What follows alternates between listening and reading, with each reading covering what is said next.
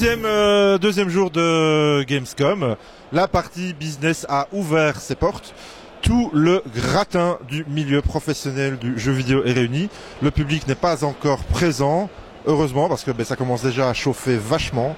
La plupart des halls ont ouvert, les gros éditeurs ont mis leur stand. Parmi ceux-ci, on trouve Ubisoft, qui présentait une série de gros blockbusters, évidemment. Il y avait Assassin's Creed.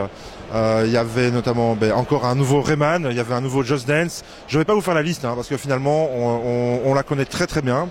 Le salon se remplit doucement, les allées sont déjà assez bien achalandées en matière de cosplay. Enfin non, là il n'y a pas de cosplay, mais bon, on va dire qu'il y en avait.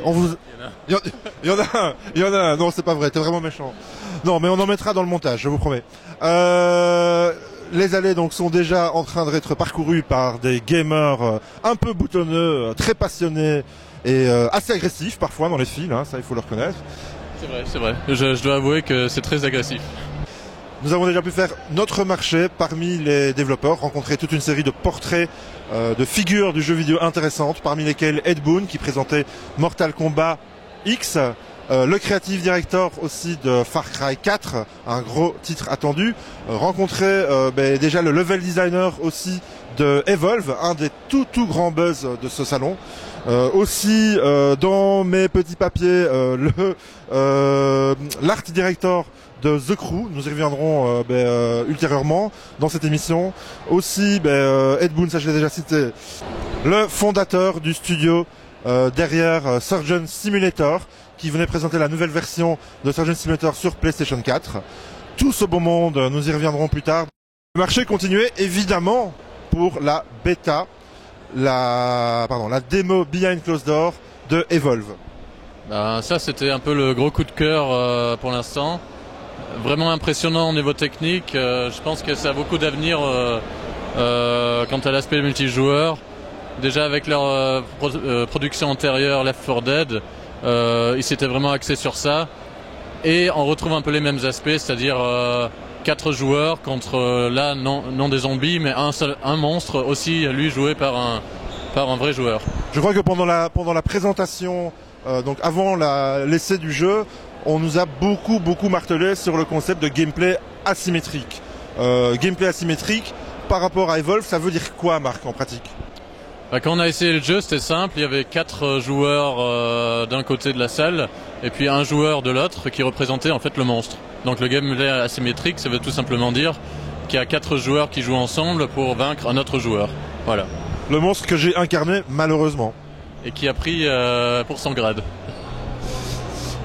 Est-ce que tu pourrais me parler des rôles qui étaient déterminés au sein des 4 joueurs qui étaient en mode coopératif pour chasser justement le pauvre monstre que j'incarnais? Il y avait comme toujours un gros bourrin, Rambo Sylvester Stallone. Après il y avait un support, donc quelqu'un qui peut mettre un bouclier sur par exemple l'attaquant. Après il y avait quelqu'un qui soignait à ma connaissance. Je pense que le soigneur pouvait aussi jouer le rôle de sniper. Oui voilà exactement, c'est quelqu'un qui restait plus à distance, qui était plus fragile sur le corps à corps.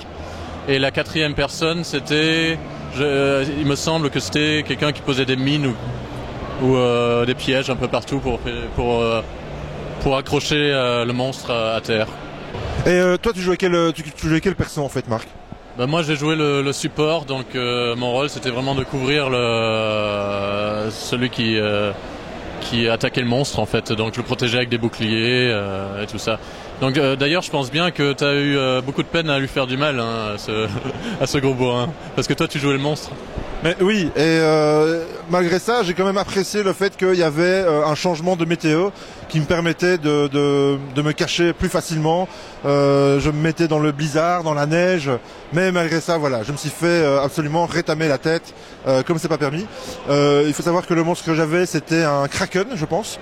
Il était très beau, il était très luisant. Très beau jusqu'à un moment où on a commencé à t'attaquer quoi. Mais voilà, je n'ai pas pu résister à l'ensemble de vos forces combinées. Je me souviens avoir été attaché par un lasso qui m'empêchait de bouger, pendant que je pense que Marc, il y avait quelque chose avec un laser.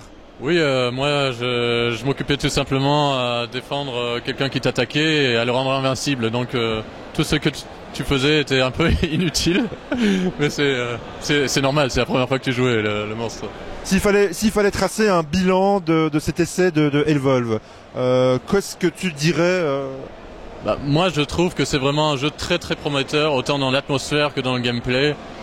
Il m'a beaucoup fait penser à Left 4 Dead sans rien avoir à faire au niveau esthétique, mais il m'a fait penser à ça au niveau du style de jeu, c'est-à-dire un jeu basé uniquement sur le multijoueur, où on est à 4, où chacun a son rôle et on doit affronter les forces ennemies. Dans ce cas-là, les forces ennemies, ce ne sont plus des zombies, mais c'est un monstre. Donc c'est d'autant plus intéressant dans le sens où on peut construire des stratégies par rapport à une intelligence humaine. Et pour en rajouter une couche, je dirais qu'au niveau de l'esthétique, pour en avoir parlé avec le développeur, on ressent vraiment le côté angoissant, le côté oppressant, monstrueux des monstres qu'on peut voir dans Alien par exemple, qu'on peut voir dans Predator.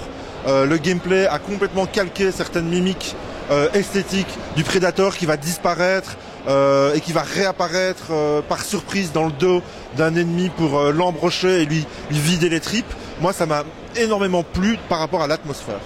Voilà, on a fait les interviews, on a parlé de